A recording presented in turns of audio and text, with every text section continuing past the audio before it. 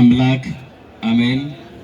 አቤቱ የሰራዊት ጌታ የሰላም ንጉሥ የድንግል ማርያም ልጅ ኢየሱስ ክርስቶስ ሆይ በምሕረት ተጠብቀ በቸርነት አገዘ በይቅርታ ጎብኝተ ለዚህ ሰዓትና ለዚህ ደቂቃ ስለደረስከን ስለማይነገር ስጦታ ስለ ፍጹም ቸርነት ስም ለዘላለም የተመሰገነ ይሁን። እግዚአብሔር የወደዳችሁ እግዚአብሔር ያከበራችሁ በዚህ በቅድስናው ስፍራ በምሕረቱ አደባባይ የሰበሰባችሁ ይልቁንም ክቡር አባታችን መላከ ሰላም መምህር ታምሮ የዚህ ታላቅ ደብር ዋና አስተዳዳሪና የመንጋው የበላይ ጠባቂ ወር መምህራችን ሊቀ ስዩማን መምህር ኤልያስ የዚህ ደብር ዋና ጸሐፊ ክቡር መምህራችን መጋቢ አዲስ መምህር ኃይለ ጊዮርጊስ የዚሁ ደብር የስብከተ ወንጌል ክፍል ዋና ኃላፊ የተወደዳችሁና የተከበራችሁ እግዚአብሔር በማዳኑ ጥሪ ጠርቷችሁ በቅድስናው ስፍራ ዕለት ዕለት እግዚአብሔርን የምታገለግሉ የምታመሰግኑ ሊቃውንተ ቤተ ክርስቲያን አይንተ እግዚአብሔር ካህናት ላይካነ ምስጢር ስዩማን እግዚአብሔር ዲያቆናት እግዚአብሔር አምላክ በቸርነትና በምሕረት ጠብቆ የሽበት አክሊልን የደፋላችሁ አባቶች እናቶች በወጣትነት ዘመናችሁ እግዚአብሔርን ፈልጋችሁ የመጣችሁ ወንድሞችና እህቶች የመንግስተ ሰማያት ምሳሌ የሆናችሁ ሕፃናት የቤተ ክርስቲያን የስስት ልጆች የሰንበት ትምህርት ቤት ዘማሪያንና ዘማሪያት የሰበካ ጉባኤ አባላት የልማት ኮሚቴ ሁላችሁ በወደደንና ባከበረን ፍቅሩን እስከ መቃብር በገለጸልን በልዑል እግዚአብሔር ፍጹም ሰላም እላችኋለሁ። እንደምን አደራችሁ? ኧረ ድምጻችሁ አይሰማም። እንደምን አደራችሁ? እንደምን አረፈዳችሁ? እንደምን ቆያችሁ? አሜን። እግዚአብሔር ይመስገን ብለን የምናመሰግነው የአባቶቻችን አምላክ የእኛም አምላካችን ቅዱስ እግዚአብሔር ስሙ ለዘላለም የተመሰገነ ይሁን። አትለይምና እናታችን ቅድስተ ቅዱሳን ንጽሕተ ንጹሐን ሰዓሊተ ምሕረት ምዕራገ ጸሎት አልጫው ዓለም የጣፈጠባት ከሞት ወደ ሕይወት ከጨለማ ወደ ብርሃን የተመለስንባት የመዳናችን ምልክት የመዳናችን ምክንያት ማምላክ ወላዲተ አምላክ ስሟ ለዘላለም የተመሰገነ ይሁን። ጻድቃን ሰማዕታት ቅዱሳን መላእክት ሁሉም እንደተሰጣቸው እንደ ጸጋ ማዕረጋቸው መጠን ስማቸው የተባረከና የተመሰገነ ይሁን። እንኳን አደረሳችሁ፣ እንኳን አደረሳችሁ። አረ ደረሳችሁ፣ እግዚአብሔርን አመስግኑት። እንኳን አደረሳችሁ። ማን አደረሰን? ማን አደረሰን? ማን ጠራን? ማን ሰበሰበን? ማን ጎበኘን? ማን ለዚህ ዕለት አደረሰን? ታዲያ ለዚህ አምላክ ምስጋና ይገባም። ለሌላችሁ እግዚአብሔርን አመስግኑት። ጨለማውን አሳልፎ ብርሃንን ያሳየን በጌትነትና በዙፋኑ ላይ ዕለት ዕለት የሚመሰገን የክብር ባለቤት አምላካችን እግዚአብሔር ስሙ ለዘላለም የተመሰገነ ይሁን። እንደ እግዚአብሔር አምላካችን በጎ ፈቃድ እንደ አምላካችን ቸርነት ለጥቂት ደቂቃ የምንነጋገርበት የትምህርታችን መነሻ ቃል የሚሆነው ፈታችሁ አምጡልኝ በሚል ይሆናል። እስኪ ይህንን ቃል በሉ። ፈታችሁ በሉ እስኪ። ፈታችሁ አምጡልኝ። የማቴዎስ ወንጌል ምዕራፍ 21 ከቁጥር 6 ላይ ይህንን ቃል እናገኘዋለን። የተወደዳችሁ ልዑል እግዚአብሔር ቤተሰቦች እግዚአብሔር አምላካችን ፈጣሪ ዓለማት መጋቤ ፍጥረታት የድንግል ማርያም ልጅ ኢየሱስ ክርስቶስ ሰውን ለማዳን ወደዚህ ምድር ከመጣ በኋላ እነሆ በ30 ዘመኑ በዮርዳኖስ ተጠምቆ 40 መዓልትና 40 ሌሊትን ጾመ ጸለየ። ኋላ ደግሞ በሚያስተምርበት ወቅት ታላቁ ንጉሥ የነገሥታት ሁሉ ንጉሥ የሆነው የአማልክት ሁሉ አምላክ የሆነ አምላካችን ጌታችን መድኃኒታችን ኢየሱስ ክርስቶስ ሁለት ደቀ መዛሙርቱን እንዲህ አላቸው አለ። ሁለቱን ደቀ መዛሙርቱን እንዲህ ብሎ ላካቸው።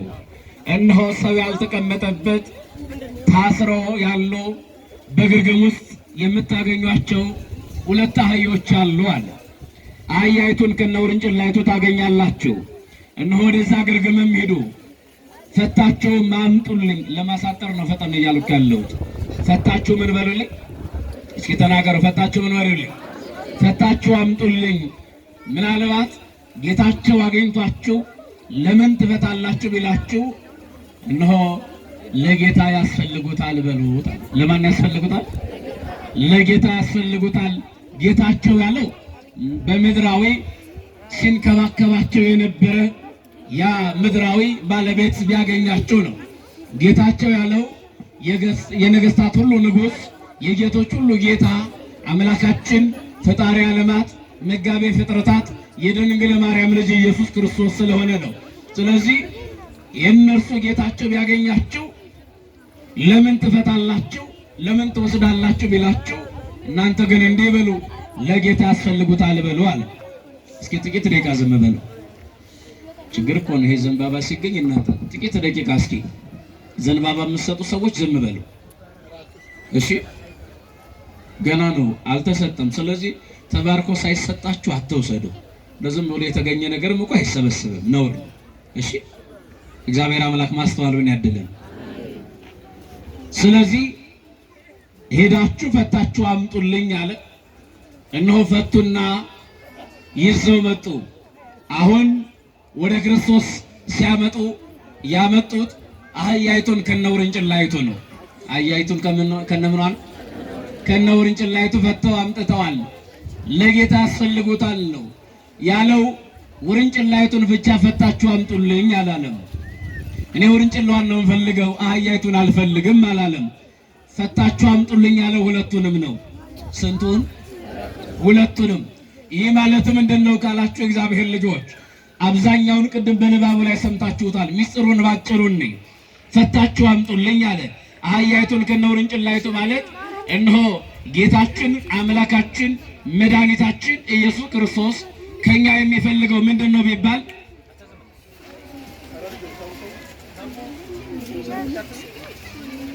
ዘመድ ትምህርት ቤት ዝም በሉ። ጭራሽ እናንተም ተረብሹ። ጉድ እኮ ነው እናንተ። ምን አለ ጌታችን መድኃኒታችን ኢየሱስ ክርስቶስ ሁለቱንም ፈታችሁ አምጡልኝ አለ።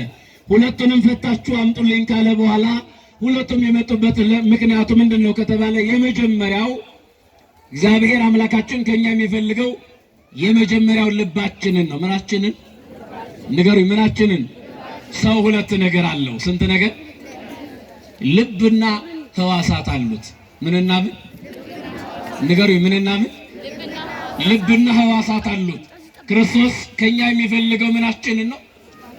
ንገሩኝ፣ ምናችንን? ልባችንን ይፈልጋል። ልባችንን ካገኘ በኋላ ሕዋሳቶቻችን ሁሉ ማንን ይሻሉ? ንገሩኝ፣ ማንን ይሻሉ? እግዚአብሔርን ይፈልጋሉ። አህያይቱን ከነውርንጭላይቱ ፈታችሁ አምጡልኝ አለ። አባቶቻችን በገጠር ያሉ አባቶቻችን ውርንጭላዋ ጠግባ ወይም ሳር በልታ ዘላ ገደል እንዳትገባ አህያይቱን ገደል ጫፍ ላይ አትሰሩ ይላሉ። ምን ላይ አትሰሩ? ገደል ጫፍ ላይ አትሰሩ። ለምን? ውርንጭላይቱ እናቷ በታሰረችበት አካባቢ ስለሆነ የምትዞረው ማለት ነው። ውርንጭላ የምትገኘው ማን ባለችበት ነው? ንገሩኝ፣ ማን ባለችበት? እናቷ ባለችበት አካባቢ ነው የምትገኘው። ሰው ደግሞ የሚገኘው የሰው ሕዋሳቱ የሚገኙት የት ነው ከተባለ ልቡ ባለበት ነው። ምን ባለበት? ልቡ ባለበት ነው።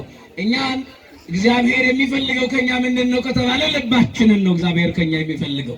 ስለዚህ ልባችሁን ስጡኝ እንዳለ ሁሉ ሕዋሳቶቻችን በሙሉ ሕዋሶቻችን በአጠቃላይ እኛ ልባችን ባለበት ስፍራ ላይ ስለሚገኙ ክርስቶስ ልባችን እንደጠየቀ ሁሉ ፈታችሁ አምጡልኝ ያለው አህያይቱን ከነውርንጭላይቱ ነው። አህያይቱ ባለችበት ውርንጭላይቱ አለች። ሕዋሶቻችን ልባችን ባለበት ቦታ ይገኛል ማለት ነው። ፈታችሁ አምጡልኝ አለ። እነሆ ፈተው ካመጡለት በኋላ አህያይቱን ለምን መረጠ? እስኪ መጀመሪያ እሷን ባጭሩ አህያይቱን ለምን መረጠ? ሌላ ነገር አይመርጥም ነበር ቢሉ በሰዎች ዘንድ የተናቀች ምንድን ናት?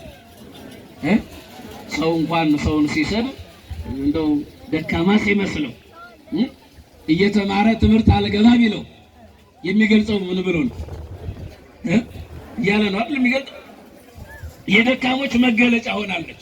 ታዲያ የወደቁትንና የተናቁትን ማን ደግሞ ይፈልጋል? ንገሩ፣ ማን ይፈልጋል? የተናቁትን ማን ይፈልጋል? የተናቀችውን ሰዎች የናቋትን ሰዎች የሚነቋትን አህያይቱን ክርስቶስ ፈልጋት። በሌላ በኩል ደግሞ አህያ ቂመኛ አይደለችም። ምን አይደለችም? ንገሩ፣ ምን አይደለችም? ቂመኛ አይደለችም። ከእንስሳት ቂመኛ ታውቃላችሁ፣ እንደ ግመል የለም። እንደምን የለም? እንደ ግመል ቂመኛ የለም። ግመል አንድ ሰው አንድ ቀን ቢመታት 7 ዓመት ትጠብቀዋለች። ስንት ዓመት? እስከ 7 ዓመት ቂም ትይዛለች። በ7 ዓመት ውስጥ ብታገኘው ገደል ውስጥ ተከተዋለች። ከስንት ዓመት በኋላ ቂም ይዛ። አህያ ግን የሚጭንባትን ሁሉ ትቀበላለች። ለሚደበድባት ሁሉ ቂም የለባትም። ቂም የለባትም። ስለዚህ ቂመኞች አትሆኑ ሲለን እኮ ነው ክርስቶስ። ምንኞች አትሆኑ? ቂም ያለባቸው አትሆኑ። በሌላ በኩል ደግሞ ቅናት ያለባቸው አትሆኑ፣ ተንኮለኞች አትሆኑ ሲለን ነው። ተንኮለኛ ወይም ደግሞ ክፉ ሐሳብ ያለባት የእባብ ዘር የሆነች እፉኝት የምትባላለች። ምን የምትባል? መጥምቀ መለኮት ቅዱስ ዮሐንስ እንዲህ ብሎ ተናግሯል። እናንተ የእፉኝት ልጆች ከዚህ መዓት ከዚህ መከራ ታመልጡ ዘንድ ማን መከራችሁ? ማን ነገራችሁ? ብሎ አይሁዳውያንን እንደገሰጻቸው። እፉኝት እንደምታውቁት ማይጸና አፈ ጠባብ ናት። ማይጸኗ ጠባብ ነው። ስለዚህ ወንዱ በተገናኛት ጊዜ ይሞታል። ምን ይላል? ይሞታል። ከዛ በኋላ ደግሞ እርሷ ደግሞ ስትወልድ ልጆቿን መውለድ አትችልም። ምን ማለት አትችልም? መውለድ አትችልም። ለምንድን ነው ከተባለ ሰው ቂምን ካረገዘ ዋጋ የለው። ምንን ካረገዘ? እግዚአብሔር ቂመኞች እንዳንሆን ሁላችንን የሚርዳ የዋሆች ያደርገን መድኃኔዓለም። ቂም ያረገዛችሁ ቂም የያዛችሁ አትሆኑ፣ በቀለኞች አትሆኑ ሲል ነው። አህያ በቀለኛ አይደለችም። ለሚንቋት ሁሉ ለሚገፋት ሁሉ ታዛዥ ናት።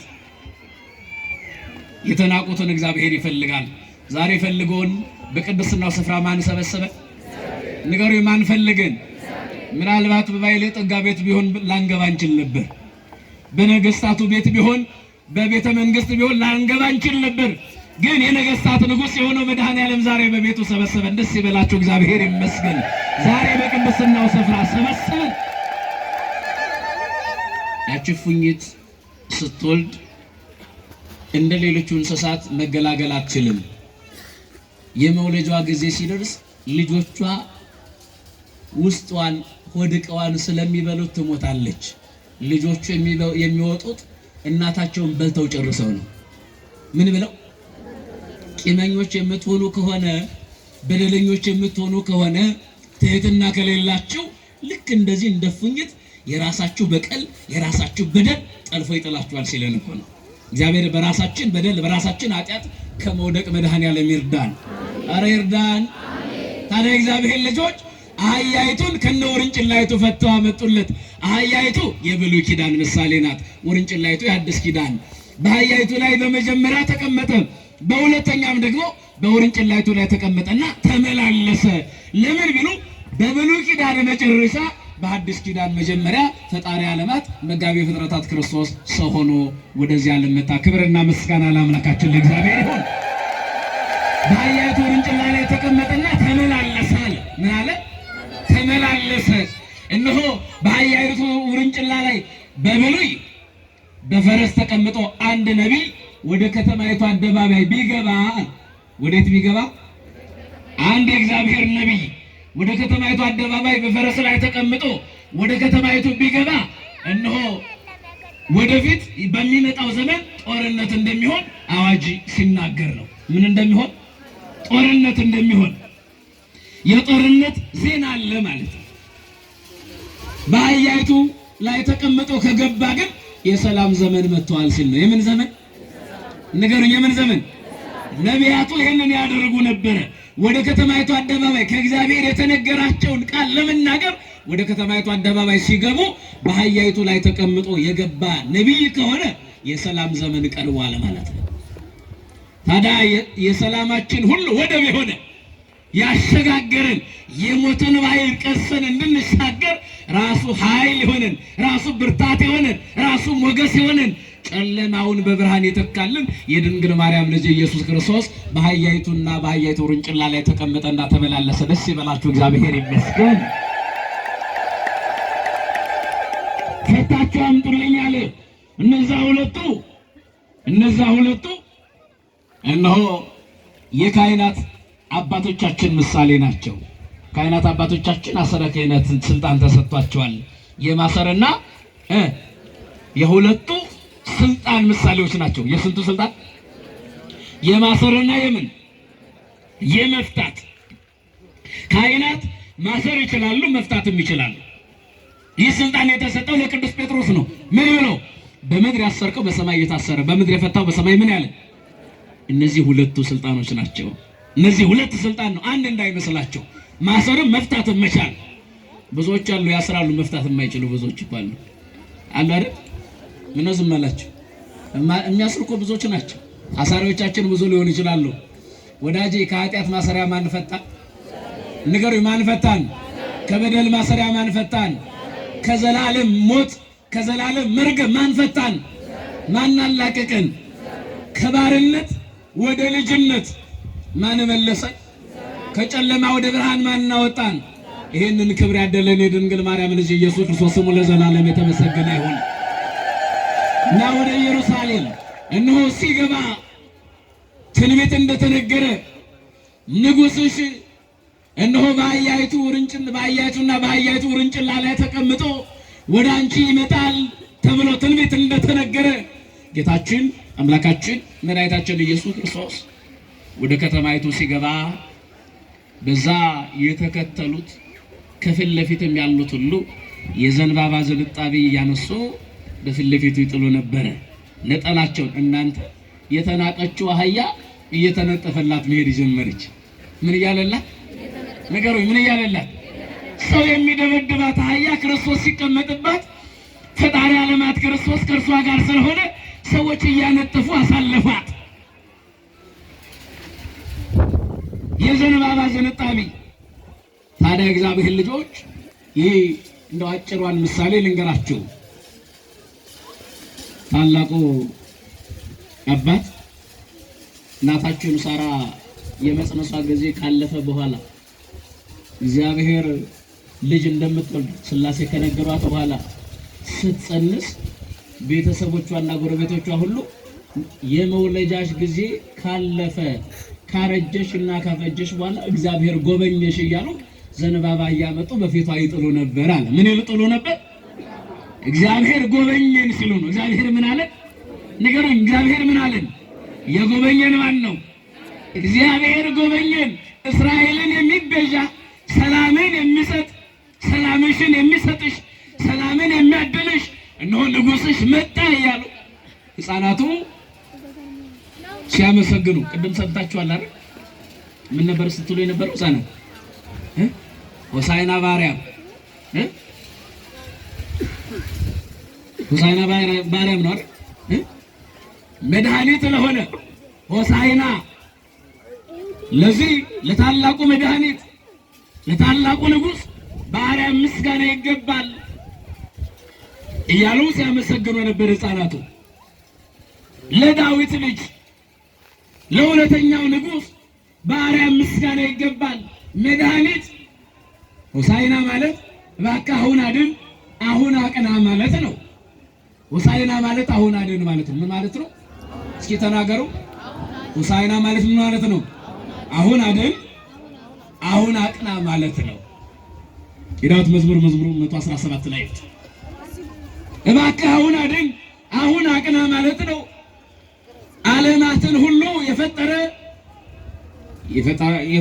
የፈጠራት ሁሉ የፈጡራን ሁሉ ገዥ የሆነ አምላካችን ቅዱስ ገናና አምላክ ኢየሱስ ክርስቶስ ሰው ሆኖ ወደዚህ ምድር ከመጣ በኋላ እነሆ በኢየሩሳሌም ያሉ ሕፃናት አመሰገኑት። ምን አሉት?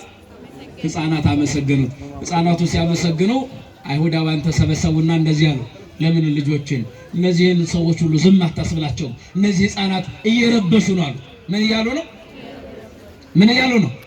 እየረበሹ ነው። ሕፃናቱ እየረበሹ ስለሆነ እባክህ ከልክልልን አሉት።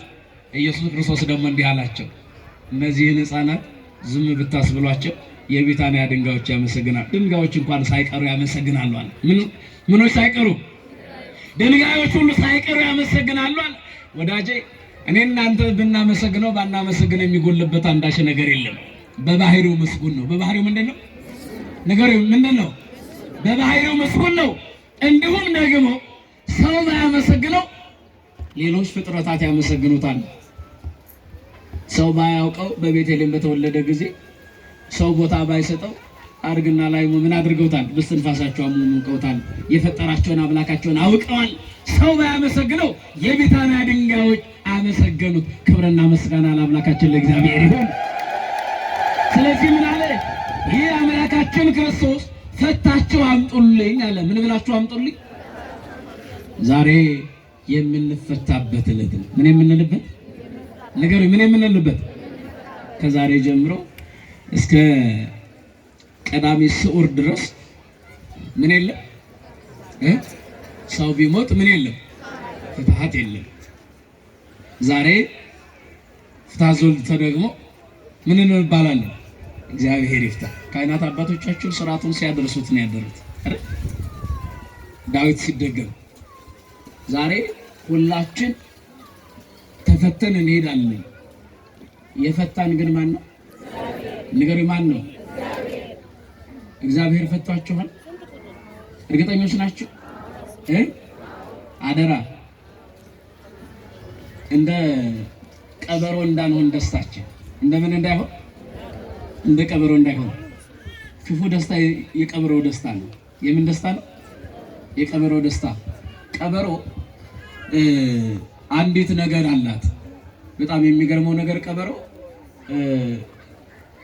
በጉድጓድ ውስጥ ያለን ነገር አሽትታ ማግኘት የሚችል የተሰጣት የሽታ ትልቅ ጸጋ አላት። አሽትቶ የማግኘት ምን ብሎ የማግኘት አሽትቶ መድረስ ትልቅ ጸጋ አላት። አሽትታ ትደርሳለች። እሱም ነው ውድ የምትሸጥ አንድ ማር አለች አይደል? የለች? ምን ትባላለች? ጣዝማ ማር ትባላለች አይደል? እና ያችን ጣዝማ ማር እንኳን በጉድጓድ ውስጥ ያለችውን እቺ ቀበሮ ታገኘዋለች። ምን ትላለች? ታገኘዋለች። ካገኘች በኋላ ግን በጣም የሚገርመው ነገር ቀበሮዋ ካገኘችው በኋላ ምን ታደርጋለች መሰላችሁ? በደስታ ትዘላለች። ምን ትላለች? ቀበሮዋ በደስታ ትዘላለች። በደስታ እየዘለለች የጣዝማ ማር ተገኘ እያለች እየዘለለች ብዙ ቦታ ትሄዳለች። በማግኘቷ እየተደሰተች ምን በማለቷ እየተደሰተች ብዙ ቦታ ትሄድና ሲደክማት ማሩን ለመብላት ጎንበስ ስትል ያለችው ሩቅ ቦታ ነው። የት ነው ያለችው? ጣዝማ ማሩ ያለበት ቦታ አይደለም። ስለዚህ አባቶቻችን ሲመርቁ ምን ይላሉ? ደስታችሁ የቀበሮ ደስታ ይሁንባችሁ ይላሉ። የምን ደስታ ይሁንባችሁ? እግዚአብሔር ከእንዲህ አይነት ደስታ ይሰውረን። የምን ደስታ ይሁንባችሁ? የቀበሮ ደስታ ይሁንባችሁ። ያገኛችሁትን ከመልቀቅ እግዚአብሔር ይሰውራችሁ። ያገኘነውን ክርስቶስን ከመልቀቅ፣ ከጠራን ከክርስቶስ ከመሸሽ፣ ከተጠጋንበት ከክርስቶስ ከመራቅ፣ ካገኘን ከባረከን ከጎበኘን ከክርስቶስ ከመሸሽና ከመኮብለል መድኃኔዓለም ይጠብቀን። ብዙዎች አሉ አገኘን ብለው ሰው ሲያጨበጭብላቸው ደስ ተሰኝተው ከቤቱ ወጡ። ብዙዎች አሉ የቀበሮ ደስታ ይሆንባቸው። እግዚአብሔር ከእንዲህ አይነት ነገር ይሰውረን። የወጡትን መድኃኔዓለም ይመልስልን። ኧረ ይመልስልን። ምን ነው ይጠበናል ብላችሁ ነው? ይመልስልን አይደል? ማን ይመልስልን? የታሰሩትን የሚፈታ ማን? ስለዚህ ከታሰሩበት የጠላት ወጥመድ፣ ከታሰሩበት የኃጢአት ወጥመድ፣ ከታሰሩበት የክህደት ወጥመድ ፈቶ መድኃኔዓለም ያምጣልን። ብዙዎች አሉ ታስረው የተቀመጡ በግርግም ሰው በማይቀርበው ሁሉ ሰው በማይገባበት ግርግም የታሰሩ ብዙዎች አሉ። በየአዳራሹ የታሰረ ስንት አለ መሰላችሁ? የታሰረ በየአዳራሹ ስንት አለ። ስለዚህ ከኃጢአት ማሰሪያ የሚፈታው መድኃኔዓለም ፈቶ ያምጣልን። ይችላል መድኃኔዓለም። የታሰሩትን መፍታት ይችላል። የወደቁትን ማንሳት ይችላል። ስለዚህ እግዚአብሔር ልጆች ክርስቶስ ጌታችን አምላካችን መድኃኒታችን ኢየሱስ ክርስቶስ ፍቱና አምጡልኛል። ፈታችሁ አምጡልኝ፣ ሌላ አይደለም። ሁላችን ከታሰርንበት የዘላለም ሞት ይፈታን ዘንድ ክርስቶስ ሰው ሆኖ መጣ። ሁላችንን ደግሞ ሰላም ይሰጠን ዘንድ ሰላምሽ ዛሬ ነው ኢየሩሳሌም እያልን እንድንዘምር አደረገን። ሰላምሽ መቼ ነው? ንገሩኝ። ሰላምሽ መቼ ነው? ኢየሩሳሌም የተባለች አንዲቱም አገሪቷ ናት። በሌላ በኩል ኢየሩሳሌም እመቤታችን ናት። ማን ናት? ንገሩኝ። ማን ናት? እመቤታችን ናት። በሌላ በኩል ደግሞ ኢየሩሳሌም የተባለችው ምድራዊት ኢየሩሳሌም ቅድስት ቤተክርስቲያን ናት። ከዛ ደግሞ ሀገራችን ሰማያዊት ኢየሩሳሌም አለችን። እኛ ተስፋ የምናደርገው ያችኛዋን ኢየሩሳሌም ነው። ይችማ የኮንትራት ጊዜ የምንኖርባት ናት። የምን እስኪ እኔ መጻተኛ ነኝ በሉ። ስደተኞች ነን አይደል? አደራ ደግሞ እንደ ፖለቲካ እንዳትወስዱ። መቼም ይሄ ዘመኑ ሰው አስቸጋሪ ነው። ምኖች ነን እንደው ለምሳሌ ተሰዶ አንድ ሀገር ላይ ሲሄድ እስር ቤት ታስሮ ሌላም ደግሞ የተሰደደ ሰው እስር ቤት ቢገናኝ አንተ ስደተኛ ይለዋል አይለው? ለምን? ሁለቱም ምን ስለሆኑ? ወዳጄ አንተም ለጥቂት ጊዜ የምትኖር ስደተኛ በምድር ላይ፣ ሌላኛውም ከሌላ ቦታ የመጣው ለጊዜው የሚኖር ስደተኛ። እንዴት ስደተኛ ይለዋል ሰው? ወዳጄ ባለጠጋ ብትሆን በምድር ላይ ገንዘብ ቢኖር ስደተኛ ነው፣ ዋጋ የለም፣ ትተው ትሄዳለህ። ገብቷችኋል? አማርኛ ግልጽ ነው። ጉልበታም ብትሆን ጉልበት ነገ ይደክማል፣ ስደተኛ ነህ፣ ነገ ትሄዳለህ ወዳጄ። ስለዚህ ብዙዎች በሰው ሀገር ሲሆኑ በፍቅር ይኖራሉ። በምን ይኖራሉ? ለምን? ወዴት እንመለሳለን እያሉ ነገሩ ወዴት? ወደ ሀገራችን። ወዳጄ ወደ ሀገራችን የምንለው እንደው ለጊዜያዊ ለኮንትራት ትዳር ነው፣ ለኮንትራት ኑሮ ነው። ነገር ግን ሀገራችን በሰማይ ነው። ሀገራችን ቤት ነው። ከሰማይ ሰማያት ወርዶ ደግሞ ያዳነን ማን ነው? እርሱ ደግሞ እንዲህ አለን፣ ሰፊ መኖሪያ ስላለ እኔ አዘጋጀላችኋለሁ አለ። እኔ አዘጋጀላችኋለሁ፣ እናንተ ብቻ ወደ እኔ ኑ፣ እናንተ ብቻ ልባችሁን ስጡኝ፣ እናንተን ከኃጢአት ማሰሪያ ልፈታችሁ የታመንኩ አባታችሁ ነኝ። የታመንኩ አባታችሁ ወዳጃችሁ እኔ ነኝ። የታመነ ወዳጃችን ማን ነው? ንገሩኝ። የታመነ ወዳጃችን ማን ነው? የታመነ ሰላማችን ማን ነው? ሰላምን ማን ሰጠን? በረከትን ማን ሰጠን? ድነትን ማን ሰጠን? ለዚህ ቀን ማን አደረሰን? ይችን ቀን ማን ባርኮ ሰጠን? የእግዚአብሔር ልጆች ኃጢአታችሁን በደላችሁን ለመምህረ ንስሐችሁ አልተናገራችሁ። መምህረ ንስሐ የሌላችሁ ታስራችሁ የተቀመጣችሁ ወደ አባቶቻችሁ ቅረቡ። ስልጣን የተሰጣቸው ሊቀ ካህኑ ኢየሱስ ክርስቶስ ጸጋን ያደላቸው በባህሪው ቅዱስ የሆነ አምላካቸውን ስልጣን የሰጣቸው እነዚህን አባቶች ሰጠን። መድኃኔዓለም ስሙ ለዘላለም የተመሰገነ ይሁን። አመስግኑ አባቶችን የሰጠንን መድኃኔዓለም። ስለዚህ ምን በሉ? ከኃጢአትና ከበደል ማሰሪያ እንድትፈቱ ወደ አባቶቻችሁ ቅረቡ። ወዴት? ንገሩኝ፣ ወዴት? የዛን ጊዜ ምን ትላላችሁ? ትፈታላችሁ። የመዳናችሁ ቀን ዛሬ ይሆናል። የመዳናችን ቀን አሁን ይሆናል። ስንመለስ ልባችንን ለእግዚአብሔር ስንሰጥ፣ ለማን ስንሰጥ? ስለዚህ እግዚአብሔር ምናችንን ይፈልጋል? ንገሩኝ፣ ምናችንን? እግዚአብሔር አምላካችን ሁላችንን በቸርነቱ ይርዳል። የምሕረት ባለቤት የድንግል ማርያም ልጅ ሁላችንን የሚጠብቀን። በጣም ሰፊውን ወንጌሉ በአራቱን ማዕዘን ሲነበብ ሰምታችኋል። ሰፊ ትምህርት ሰምተናል። እንደው መልእክት የዕለቱን መልእክት ለማስተላለፍ ነው የቆምኩት። ስለዚህ ማን አስተማረ? ማን መከረን? ማን ገሰጸን? ማን ረዳን? የትምህርቱን ዓላማ ተረድታችሁኝ ይሆን? ተረድታችሁኛል? ስለዚህ ተፈተው የመጡት ምንና ምንድን ናቸው? አህያይቱና ውርንጭላይቱ። ወደኛ ሲመጣ ምንና ምንድን ነው ብያችኋለሁ። እቺን ይዛችሁ ላይ እንድትሄዱ ነው። ምንና ምን? ልብና ሕዋሳችን አይደለ? ከዛስ ስንት ተልከዋል? ስንት ደቀ መዛሙርት ላከ? 2። ማን ይፈልጋችኋል በሉ አለ? ጌታቸው ይፈልጋችኋል። ማን? ጌታቸው። ጌታ ይፈልጋችኋል በሉ አለ። ስለዚህ እንደ ፉኝት እንዳንሆን፣ ደስታችን እንደምን እንዳይሆን፣ እንደ ቀበሮ እንዳይሆን ወደ ማን እንቅረብ? ስለዚህ ምን እንበለው? ጌታ ሆይ አሁን አድን። አሁን ምን በል? አሁን አድን። ጌታ ሆይ ለሀገራችን አሁን ሰላም ስጥ። ጌታ ሆይ መለያየታችንን አርቅ። ጌታ ሆይ ዘረኝነታችንን አስወግድልን። ጌታ ሆይ መከፋፈላችንን አስወግድልን። ጌታ ሆይ አንድነትን ስጠን።